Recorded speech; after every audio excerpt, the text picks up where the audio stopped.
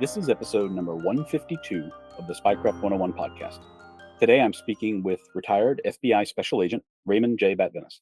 Ray served in the FBI from 1972 until 1997, working in counterterrorism and counterintelligence, including on the investigations into Ronald Pelton and the Walker spy ring.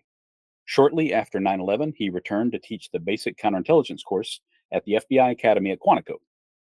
Since retiring, Ray has worked as a historian and author. He's published articles on intelligence history in scholarly journals and on his website, fbistudies.com. You might remember Ray from his previous appearance on the podcast for episode 66, when we discussed his book, The Origins of FBI Counterintelligence. Today, we're discussing his newest book, Agent Link, The Spy Erased from History.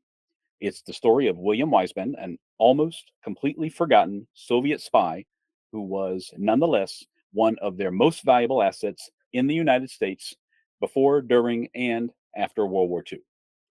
But before we get into this story, I want to tell you about an educational tool you're not going to want to miss. It's the Gray Man Briefing Classified. By now, I think I know my listeners pretty well, and take it from me, this briefing is exactly the news and educational reference source that you've been looking for. You'll get breaking news updates from all over the world on topics including planned protests and riots, low-intensity conflicts, natural disaster alerts, cyber attacks, supply chain disruptions, and more. You'll also get access to articles that help you build your own skills, including urban survival, home security, counter-surveillance, escape and evasion techniques, and more. And this is much more than just a newsletter in your inbox.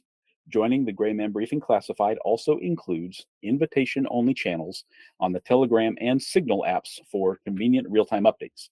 The newsletter subscription is normally $5 per month, but if you use the code GBC Spycraft, you can save 20% each month for the life of your subscription. I'm already a member myself and have been reading and learning a lot since I first subscribed. Look it up yourself at graymanbriefing.com. That's gray with an A, graymanbriefing.com. And use the discount code GBC Spycraft to save 20% right from the start. Ray, welcome back to the podcast. Thank you very much. I appreciate it, Justin. Of course, it's always good to talk to you. And, we've stayed in contact quite a bit, actually, in between these two recordings as well. We certainly have, and it's been my pleasure. Good. So I know that since we last talked, you've been very busy with finishing this book. And I think, in fact, that you mentioned it at the end of the previous interview. So I'm really glad to have a copy in my hands and be able to share this new story with the listeners. Marvelous. So can you tell me exactly how long you've been looking into Weisband up until you were able to actually publish a book about him? Well, actually, this effort began in 2002, so it's been almost 22 years. But I put an asterisk next to that. I filed for Weisband under the FOIA. I filed with NSA for NSA's file on him, and it took them 16 years to deliver it to me. 16 years to serve as a FOIA. 16 years. I wasn't exactly sitting at my front door waiting for it to arrive. It just one day I was actually sitting on my back porch, the bell rang, and I went out to check, and here were two packages from FedEx on my front porch. So I really started it in 2018 in earnest, because I had enough material collected with that, and the NSA material was absolutely essential, so I could actually begin the project in earnest. So it took me roughly from 2018 to last year, so about 5 years. Okay. Well, I could tell how thoroughly you had to do the research, but I truly cannot believe that you had to wait 16 years for a request. Is that at all normal, or is that really just indicate how sensitive all this was at the time that it was occurring, at the very least? The answer to your question is I don't know. I got a telephone call around from someone up there around 2008, 2009. I indicated I'd be willing to make some accommodations to them. Well, it took another 7 years for them to deliver it. So I suspect it had to do with their own internal systems, as well as maybe some concerns about letting this particular matter go. I got letting this go. Yeah. Okay, I see. That's really unfortunate that any kind of process would take that long because I haven't been through FOIA process myself. I've never submitted a request because there's still, for my purposes, there's like a wealth of information already out there, and people like you, kind of do the heavy lifting, and then I just come talk to you and ask you questions directly, which is a nice shortcut for me, I have to admit. But I'm just shocked that it would take that amount of time to make like an affirmative decision on releasing information under FOIA. It's just amazing to me.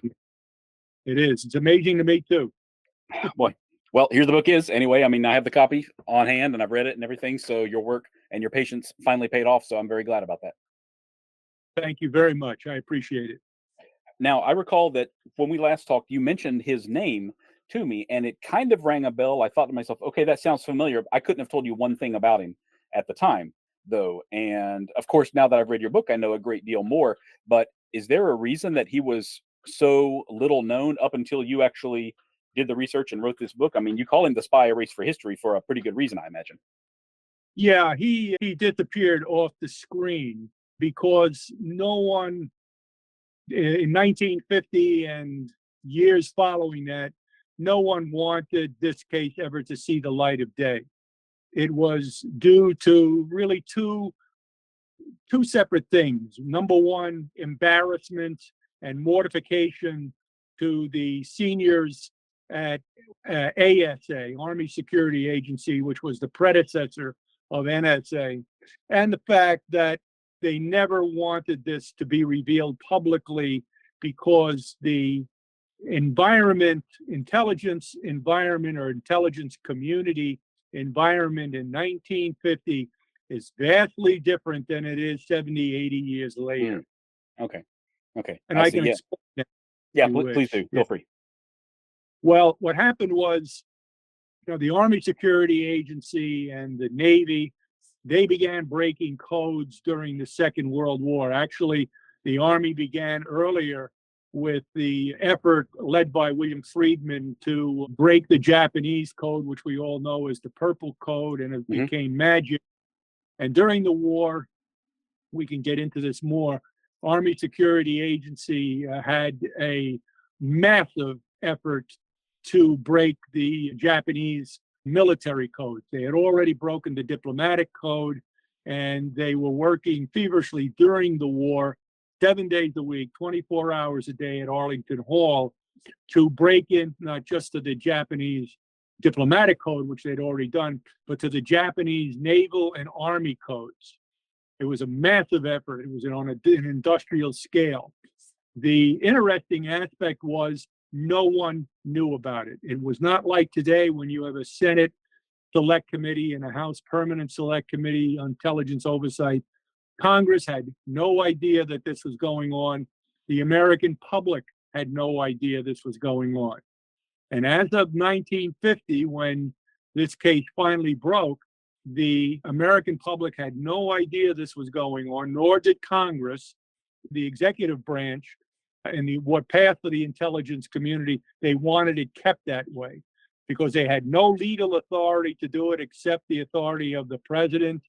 They were doing things that were questionable legally. So that's why they just wanted this case to go away.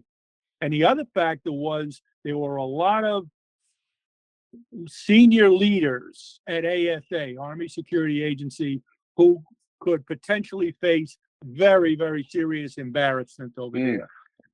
Over this. I'm including William, I'm including Frank Rowlett, Abraham Sinkoff, Solly Kuhlbeck, Oliver Kirby, and many more who stood to be seriously questioned if they ever had to go before Congress on this. Got it. Yeah, that's a theme that's come up in a number of other cases as well for these guys that truly, are in a position for a long time and truly deeply penetrate, a service or an organization. The blowback on some of the people there has a tendency to kind of influence the outcome for that individual as well, unfortunately. But we'll talk about that more towards the end of the story anyway. So if we can go back to the beginning, then with Weisband, can you talk a little bit about his early life and what kind of ended up putting him in a position to do so much harm to the United States? Yeah, it's a long-range story, and I'll keep it brief. He was born in 1908 in Alexandria, Egypt. His parents were Isidore and Sarah Weisband.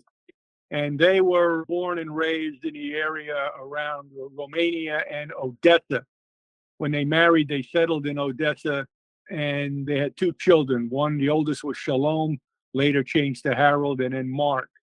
And from all I could gather, what I could determine was they were caught up in the pogroms, particularly the vicious pogrom of 1905, which was devastating to the Jewish community. And then they left Odessa around 1906, 1907, and journeyed through the Middle East, through the Levant, and eventually settled in a small Jewish community in Alexandria, Egypt. As far as Bill was concerned, Bill and his brothers had an advantage. The parents sent him to the British, there was a couple of British schools which they attended, and they had a better education than they would otherwise.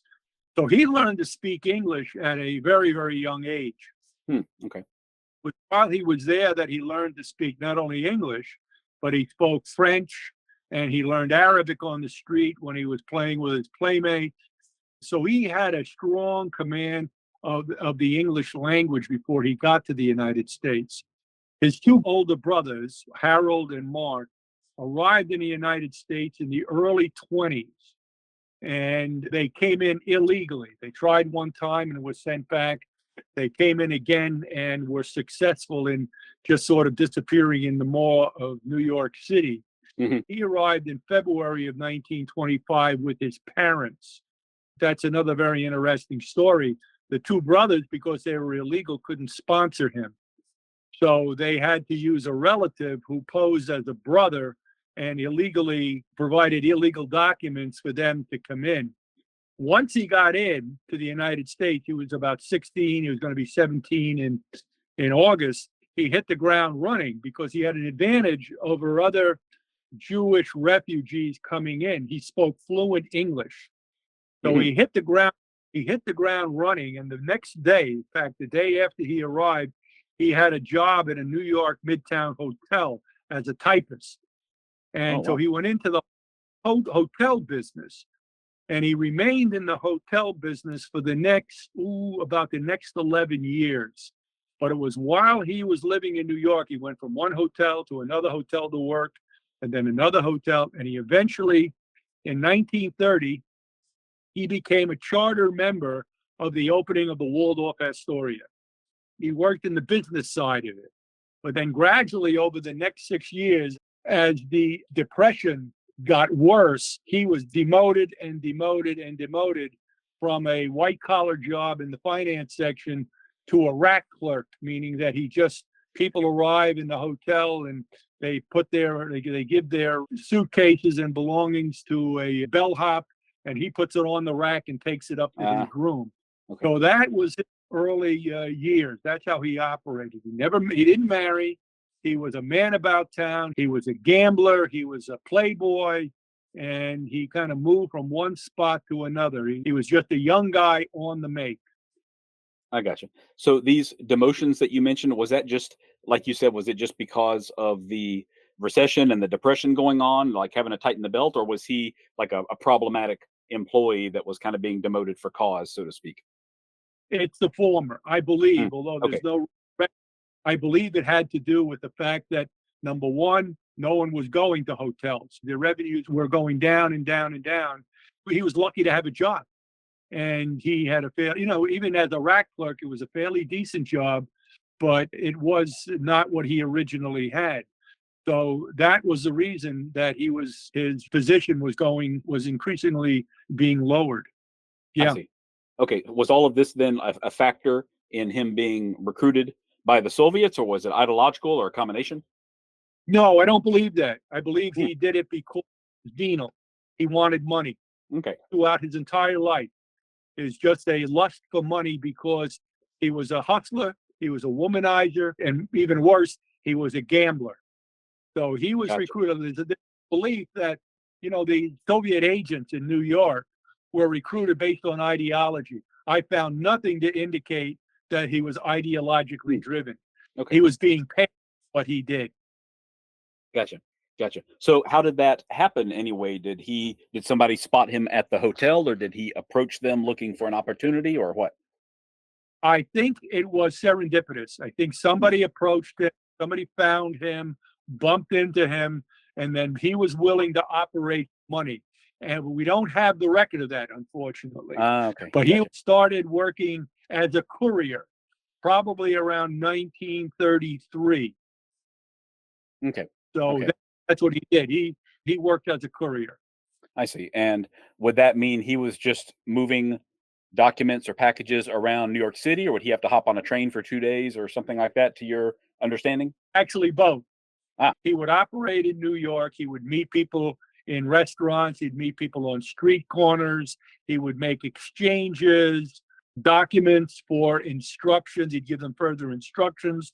He would then deliver it to his cutout at the consulate in New York, an NKVD, or let's call him KGB. He was always KGB. I mean, not GRU. He was always KGB. And that's what he did. And that was his livelihood to supplement his income from about 1933 until 1936, when he altogether quit the Waldorf-Astoria. He just quit his job permanently. Okay. Okay, I see. Was that because the Soviets had a better offer, or was this just like a bad time in his life or something like that? That's a chapter from my book. What happened was, and you asked me in one of the notes that you sent me, the difficulty I had with this. And what happened was he resigns in 1936 from the Waldorf-Astoria. And then what happens is he buys a car. So you have to ask yourself, how did he possibly have the money to buy a car? What happened was, I was very, very fortunate. He suddenly resigns in around March of 1936. And then around May of 1936, just 2 months later, he enters the RCA School of Communications, where they teach how to be a shortwave radio operator, how to be a communicator if you're going into the aircraft business, or you're going to be a ship, or you're going to be working for the police. And then I was very, very fortunate here in my own town. I live in Bowie. There's the Bowie Radio Museum. And I found in the Bowie Radio Museum all of the sales literature from the RCA Institute. So I knew what he was paying for tuition. And he was paying like $200 and $300 a class. Well, that doesn't sound like a lot of money, but in point of fact, when you amortize it to today, it's about $3,000. Yeah. So it's a lot of money. So I'm wondering, how the heck is he paying for this? And I'm assuming that it is the Soviets who are paying for him. So what I was fortunate, I have a very good friend by the name of Dr. David Thomas, who teaches at the Institute of World Politics. And he gave me the mask messages. Are you familiar with mask? I don't think so. I think you mentioned them in the book, but other than that, no, I don't know anything about them really. Okay, well, mask in a nutshell, mask is the British code name for the Comintern messages that they were sending throughout the world in the 30s. And the British broke them. Okay. And we, the Americans, never got access to these until 1945, when Cecil Phillips of the ASA went over to Great Britain and they gave him copies. Well, there are about 1,500, maybe 2,000 of them. And I went through all 2,000. And in 1936, the Comintern was having problems with its shortwave radio operators in various countries, including the United States. And they sent out instructions to the Comintern in the United States, Stockholm, Great Britain, Oslo, Norway, other places, Basel, Switzerland. They say, if you can find somebody who could go to school and learn to be a shortwave radio operator, we'll pay for it. Bingo.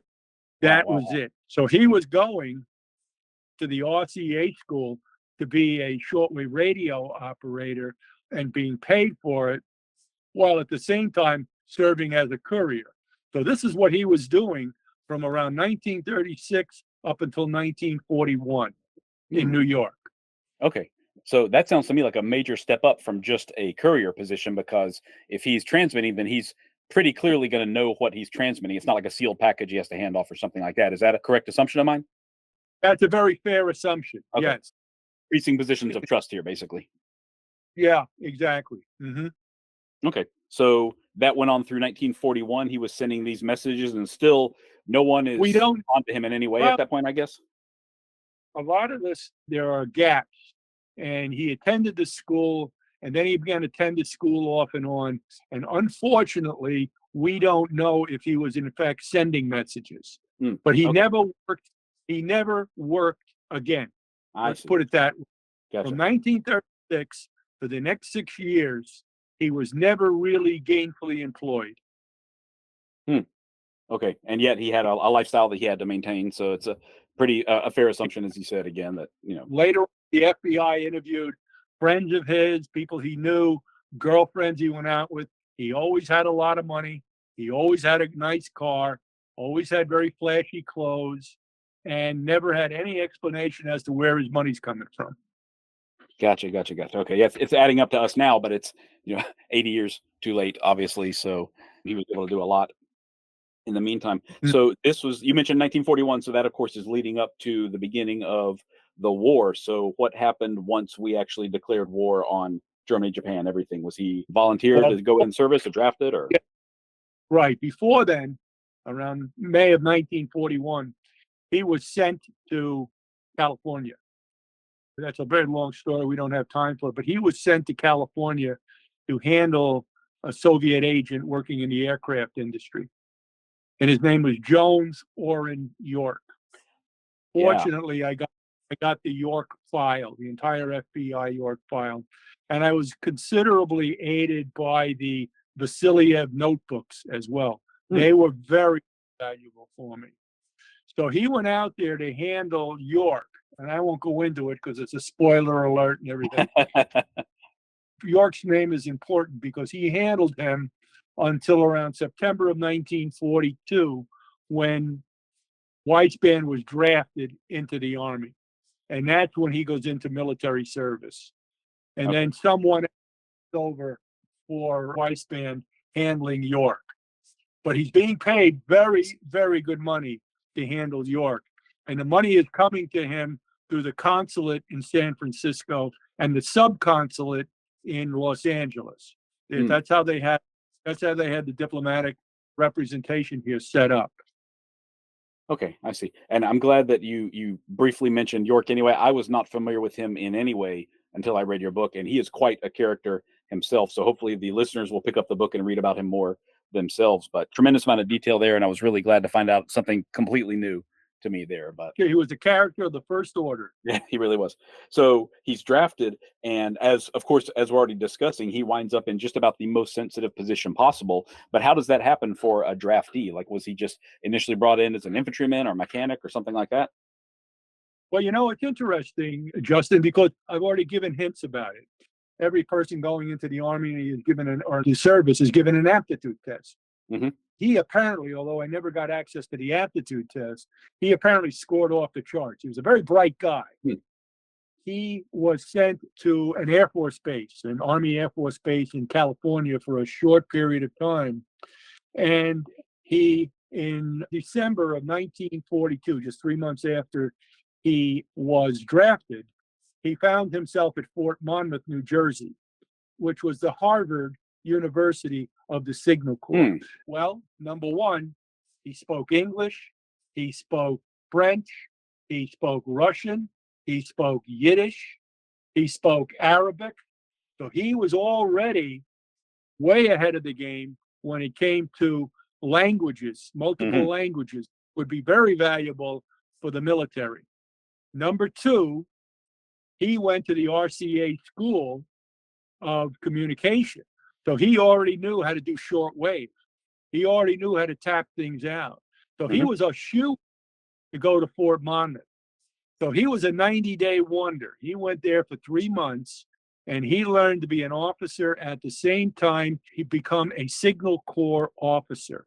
And while he was there, he had access to practically every top secret document that the Army Signal Corps had.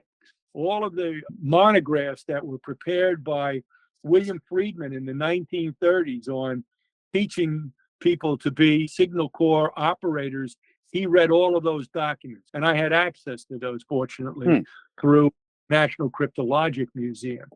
So that when he came out in April. He went from being a private first class or a private period to a second lieutenant in April. And then he was dispatched to Vint Hill Farms. Well, Vint Hill Farms is not very far. It's in, I think, Courier County. It was a listening site in the beginning for the Army for picking up signals. It had unique geological capabilities, and they were able to pick up communications coming out of Berlin that were very, very clear. Later, that group would be moved to Eritrea, where it was even better, it was even clearer. But Vint Hill Farms turned into a training facility. It was part of Arlington Hall, but it was a separate element called Vint Hill Farms, and it was there that he learned to be a traffic analyst. And a traffic analyst is someone who plucks all the signals out of the air. He can't read them, but they study the volume of it, the direction of it, the destination of these signals. And by analyzing these signals that they can't read, they can learn a great deal about the Army's order of battle. And so as a result, he became an expert in that. While he was there, he learned to speak Italian as well. He had a crash course in Italian. He was very good with languages. So now he is completing this course in July of 1943. Now, what's happening in July of 1943? The war in North Africa is over. The British and the Americans have cleared North Africa, and they're getting ready. In fact, they're probably right in the opening stages of the battle for Sicily. So dispatched to London, and interestingly enough, he makes contact with the Russians here in New York, and they meet him. We think they meet him in London for a brief period of time. He was only in London for about 3 weeks, and then he goes to North Africa as part of the 849th Signal Intelligence Service. He's only there for a short period of time when by now the Allies have cleared Sicily and they're invading Italy, southern Italy. So he is detached to what's called the French Expeditionary Corps. And this took me a while to figure out too. The head of the French Expeditionary Corps is a real character, and probably we hear about all these great generals like General Patton and Omar Bradley and et cetera. I would argue that he probably is on a level, if not exceeds Bradley and Patton in terms of his fighting elan and capabilities. Wow. And his name is Alphonse Juin, Juin. You've probably never heard of Alphonse Juin. And he is considered today one of the great three marshals of France. And he's buried at the Invalides with great honors. But Juin, I won't go into it because we'll be here all day, but Juin was a soldier's officer. And he grew up in North Africa, and he was in the First World War as an officer, had his arm seriously mangled, lost the use of his right arm, and was given authority by the French military leaders to salute with his left arm. Oh, wow. And yeah, really an amazing, amazing human being. But what he did was he spoke multiple languages, and not just French and English. He spoke various Arab dialects.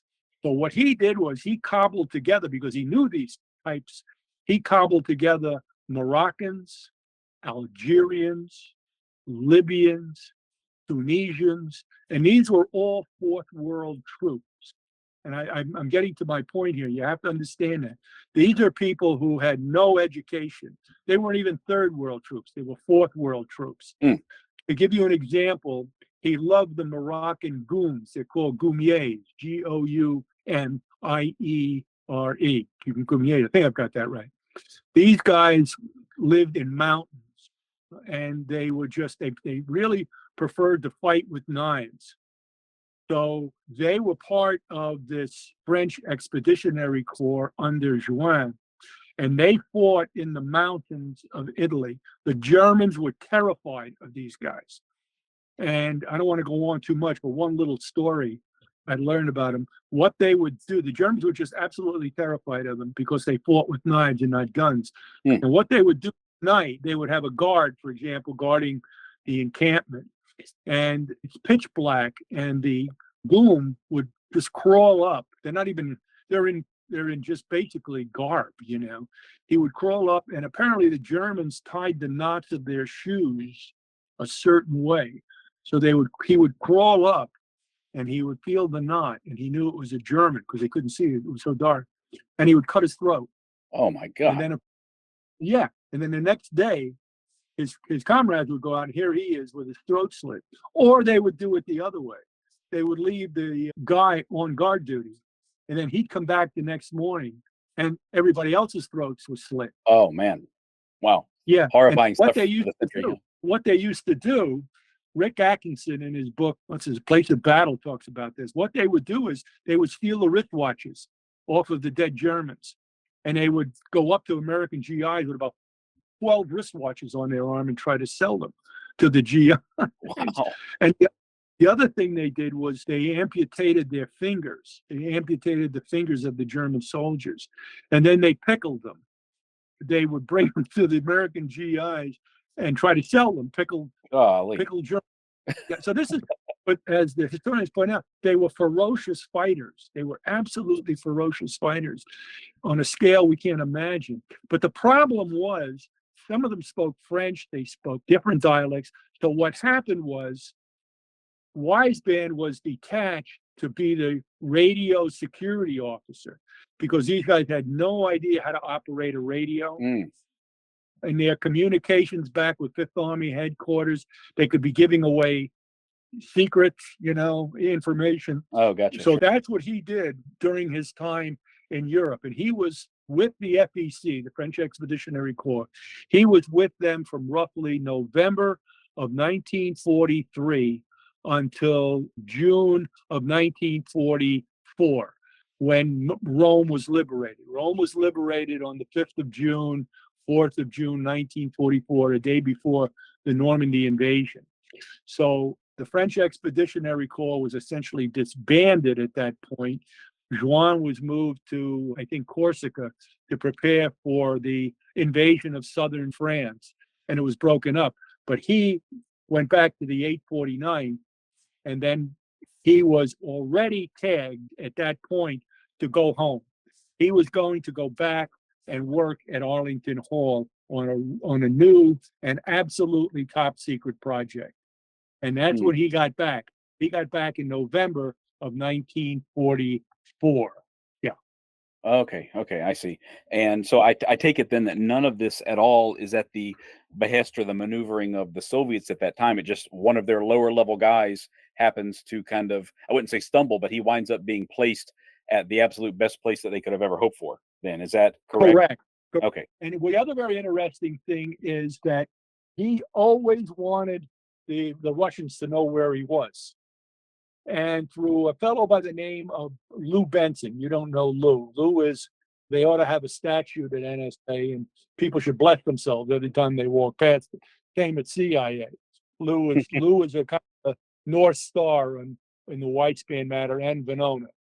But Lou gave me this information. When Weisband was in wartime Europe, he was asked to translate and interpret for a Russian naval delegation that came there to observe Allied progress. So what he did was he saddled up to a naval officer. And of course, they have the connection with GRU. Saddled up next to me, he said, "Look, I'm one of your guys. Get a message back to Moscow. I'm going back to the United States. I think I'm going to be going to work in Washington, D.C." While he was there, they sent that message back to Moscow. GRU Moscow got in touch with KGB. KGB said, "Yeah, he's our guy." KGB says, "Deliver him this message, which are the recontact plans for when he gets back to the U.S." He's back in the business then. Yeah. So I take it then when they found out what he was doing or what he was about to do, they were just kind of like stunned. That's right. And in fact, you mentioned to me earlier about the stamps from Feklisov. Oh yeah, It was yeah, Feklisov whose duty it was to recontact him in New York, and he did that. yeah. These guys just sat down at a restaurant or something like that and That's right. That's right. changed the whole game. Feklisov waited months, standing out in front of the Astor Theater in New York, waiting for this guy, and it took about 5 months for him to finally show up. Yeah. Wow. And then when he showed up, by that time he showed up was roughly February of 45. He was now back working at Arlington Hall. Gotcha. He gave Feklisov a quick down and dirty dump because all Feklisov wanted to do was to establish recontact and then give him a recontact plan with a follow-up person, a follow-up officer, and then he got out, and he never saw Weisband again. Gotcha. I know he went on to his whole other career, which we could talk about on a different episode or something. Probably another incredible character there. Yeah, he is. He was a remarkable intelligence officer. Yeah. Well, they put your face on a postage stamp for your intel successes, then you're doing pretty good. I know, as we mentioned before. Yep. So exactly. what were they working on then at Arlington? Was it breaking Soviet codes, or was it breaking the Japanese military codes? Or well, they were doing all of that, but everything there was so top secret. But by Arlington Hall standards, how should I phrase this? Back in 1943, the Army Security Agency formed a very tiny little group, top secret group, which was trying to break Russian codes. They were trying to break what we later knew as Venona, and they were trying to break into it. And that gradually began to grow. So by the time he got there, he got to Arlington Hall. That's why he was sent back to participate in that project, not as a code breaker, but as a linguist, a Russian linguist, because of his fluency. So he knew everything that was going on. I mean, now I have to acknowledge that there wasn't a lot going on, because at this time, let's say from 43, maybe up until 46, they weren't making that great a headway, because they really didn't understand the complexity of one-time codes and the methods of communication. They didn't really understand this until Igor Gouzenko defected in Canada around September of 45. Mm-hmm. But he was there. He was right there from the beginning. Right. In fact, I refer to him in the book as a charter member, and he gave everything away. I've got it. So did they, when you say everything, were they just aware basically of how close the Americans were to breaking it, or was he passing along like translated messages from other nations or something like that, or deciphered messages, I should say? No, it gets complicated because he was in contact with them in fact, he was regular. In other words, he'd be meeting this Russian intelligence officer contacts probably every 2 weeks at a local restaurant. And he'd be giving them updates as to what's going on.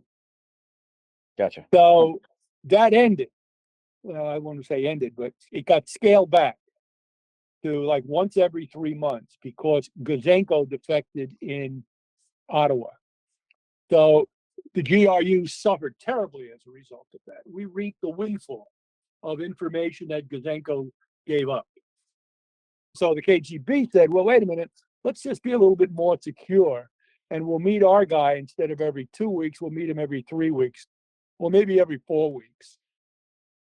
What happens 2 months later? Elizabeth Bentley defects. Yeah. Bentley defects, and then the same level of catastrophe that occurred for the GRU now occurs to the KGB. So the KGB says, we're cutting ties with all of our agents. And that's what happened. Weisband went dark. He goes dark. He remains dark until around February of 1948, about 2.5 years, when he's reactivated. Okay, so did something happen then, or did they just feel like enough time had passed and he had not been arrested or whatever? They felt enough time had passed. In 1947 and 1948, 1946 were becoming hot years for the Russians. 1946, you had Harry Truman as the president. March of 46, Churchill comes over, and Churchill comes and he gives his famous Iron Curtain speech. in Missouri, Mhm. Fulton, Missouri. The aggressive behavior by the Russians when it came to its East European satellites is heating up. Iran is heating up because of the Russian troops there. And the decision is made that we want to reactivate our sources or like rebuild our source network in the United States. So they send over a new ambassador, and the new ambassador is also a KGB officer. And he begins quickly reactivating, and that's when they reactivated Weisband. And they just happened, dumb luck, they reactivate him just the year that the Army Security Agency is beginning to break in not just the Venona and not just their open codes, open messages, which they were getting tremendous from, but they were breaking into their top secret military codes, Army, Navy, Air Force, leadership comms, gulag comms, industrial comms, and we're Oh, wow. beginning to make them. And he's telling the Russians all of this. Huh. That's so sad that all of that work gets undone by somebody like him, or at least it's, subverted by someone like him. Yeah, I try to give my readers a sense of that, about the struggle. It's easy just to say, yeah, he gave it all up, which is true. But you really have to read about how it was such a struggle for ASA to begin to break into this. I mean, it was just mind-boggling, the struggle and efforts that they made to finally get to this point, only to lose it in one day. Yeah, And it's so tragic. And by the end of the year, ASA and the Navy are watching their great success slowly beginning to go dim. And of course, some say, well, they're just tightening up their communications. And then in November, they all go black within about 2 days. And they've never recovered it to this day. Man, They man, all man. go blind. And Okay. they have no idea what happened. Is this the point then where some suspicion starts to fall on Weisband? I mean, at What's some very point he does. No, Geez. Weisband is still not even on the bubble as a spy. Oh, God. Weisband, when you read the book, I go into some detail about his commanding officer. His commanding officer was a colonel, later a general, Harold Hayes. And Harold Hayes was a career SIGINT man. Weisband was Harold Hayes' protege. He was in and out of Harold Hayes' office at Arlington Hall all the time. He got access to documents that only Hayes was permitted to look at. Hayes used him to give insight into this. There's stories that Hayes and he would be often seen at the officers' club drinking at the bar. And in fact, Weisband lauded this over other people who worked there. In other words, he used his influence as a lever of power over other people.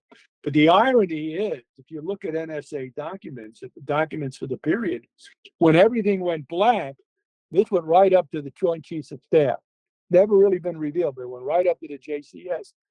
And they're looking, and Hayes, who was the head of ASA at Arlington Hall, he's looking at this, and his Navy counterpart is looking at this. And the Navy counterpart said, no, they just tightened up their security, and then they just closed it down in a very short time. And Hayes, amazingly, there's an irony here that you just can't shake. Hayes says, no, we've got a spy in our midst. And it was his protege, his guy who was in and out of his office. Yeah, exactly. Yeah. Man. Did that investigation pretty quickly point to him as, of Russian ethnic? Does it? No? Oh, man. No. What happens is, while that's going on, Bob Lamphere and Meredith Gardner are breaking out Venona. A couple of Venona messages point to Nelson Sabatini. And Sabatini was an American who was a courier. And if you remember, I mentioned that Weisband gave up York in September of 42 because he was drafted. Sabatini picked up York after Weisband went in the Army. He handled them for about 2 years. So, roll the camera forward to 1948. Lamphere and Gardner are breaking into Venona, and here are a couple of messages. Has nothing to do with Weisband, regarding York and regarding Sabatini. So the Bureau goes out and interviews Sabatini. And Sabatini kind of bogarts his way through it, but he does give up that he handled York. Late 42 on, he handled York. Well, the Bureau then went back to York, and York folded like wet cardboard. He said, in effect, yeah, I was handled by them. Basically, I was an aircraft industrial spy. And he said, well, who handled you before Sabatini? He said, I don't know. He said it was a guy by the name of like Weisband or Whizbang or something like that. Well, they showed Weisband's photo to York. And he said, that's the guy. Oh, man. Yeah. And this is in roughly April of 1950. So immediately the spam hits the fan, okay? Mm-hmm. And an open full investigation begins on Weisband. And what's very interesting to me is when you read the memorandum of conversation between Wes Reynolds, who was the FBI's liaison with Army Security Agency, and Carter, and also the Navy, the head of the Armed Forces Security Agency, which is the successor, they're just devastated. They said, they basically say, I don't even want to think about this, and that's when the investigation begins of Weisband. Yeah. Okay. So with a photo ID like that from this known guy from York, I mean, is it a speedy investigation at least, or does it drag out for a while?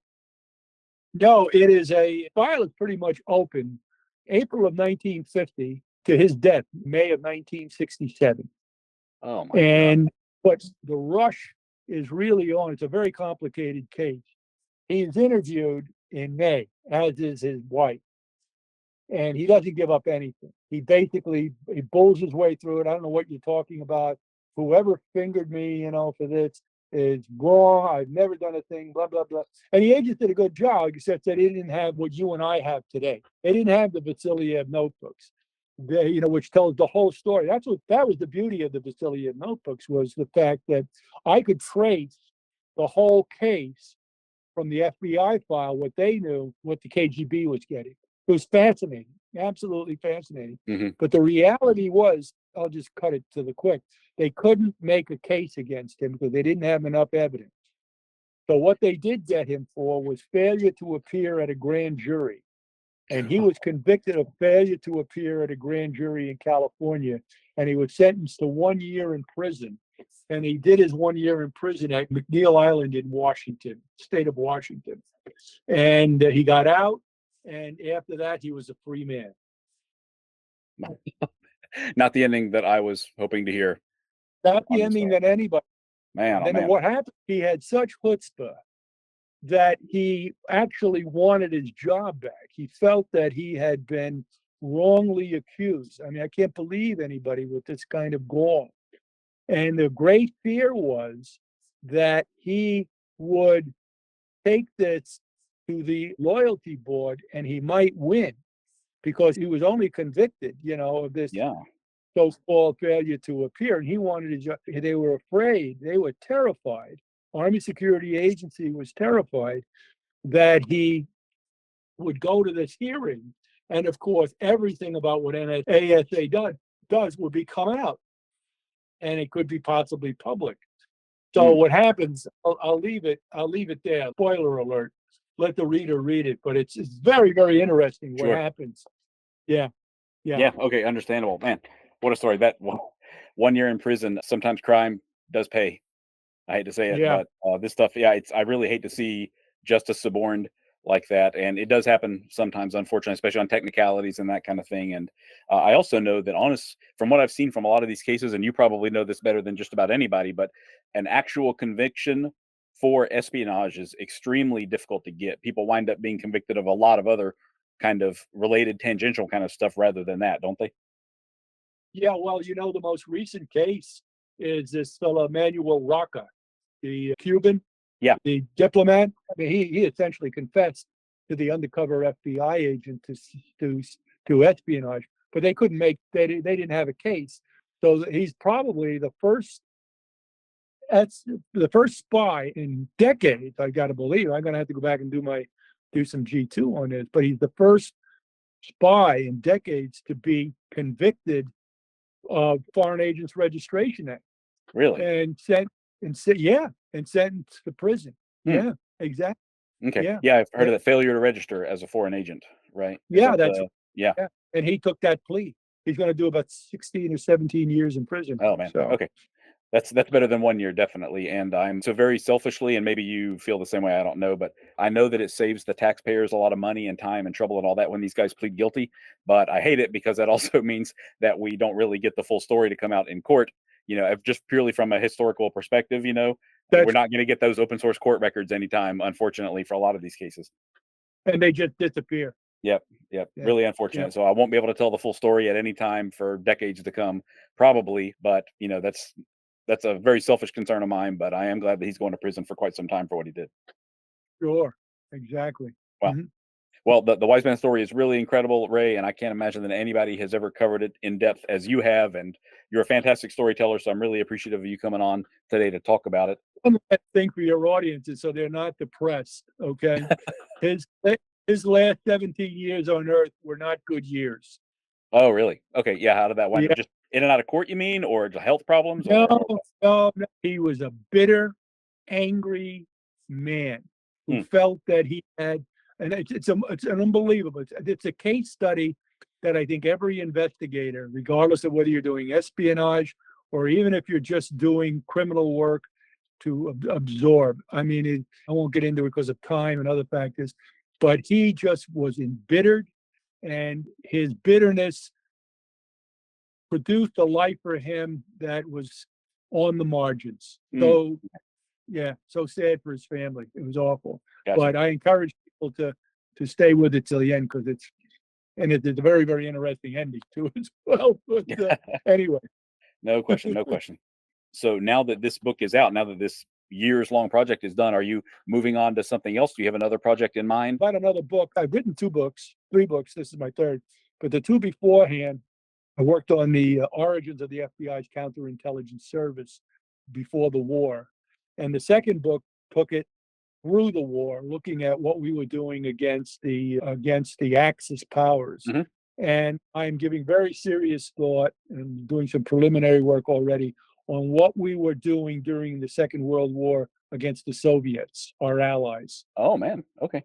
From the FBI Yeah, specifically doing, you what mean? the FBI was doing. If you Okay. remember from your books, it was Churchill who told MI5, don't do anything. They're our allies. Don't investigate Yeah. them under any circumstances. Roosevelt never gave that same order to Hoover. Hmm, And okay, Hoover was doing very, very interesting things against the Soviets. But man. I'm hoping that I can find enough information on this to produce a decent story. Gotcha, gotcha. Okay, well, that'll be very interesting. I'm really glad to hear that because I always have kind of deferred to the fact that, like Nazi Germany, Axis, fascism, those were the number one threats, and the Soviets were able to kind of get away with a lot, which they were clearly with, Bentley's network and Golos network and Weisband, like we're talking about now, and a lot of other people. But I would love to read some more stories about how the FBI was kind of hitting back at that during the war, not just immediately afterwards, like we've discussed. Well, with a little bit of luck, it'll be written, hopefully. Okay, fantastic. Hopefully those FOIA requests come in a little bit faster this time around too. Thanks Great. a lot, Justin. Absolutely, absolutely. So for those of you listening, once again, the book by Ray Batvinis is Agent Link, The Spy Erased from History. It is available right now. You can get a copy off of Amazon if you want. Do you have them for sale on your website at fbistudies.com as well, or is it just No, exclusively on Amazon? no, Okay, just okay. Amazon. Gotcha. Amazon and Barnes and Noble. Yep, yep. That's where everybody goes anyway, those two places. So no worries there. Awesome. Well, thank you. And so, as I mentioned, fbistudies.com, if you guys want to check that out, that's all open source stuff. Ray has done a ton of writing there. You can read some excerpts from his books, a lot of other stories, updates it pretty regularly as well. It's a great resource that I've turned to many times in the past. So, check that out when you have a little bit of time and you want to do some more reading as well. Thanks for your time, Ray. I really appreciate it. And I look forward to another interview when the next book is out, whenever that might be. My friend, you take care and stay well. All All right. right. Thank you. If you're interested in more of Spycraft 101, look for my page on Instagram at Spycraft 101. You can also find more great articles on my website, spycraft101.com.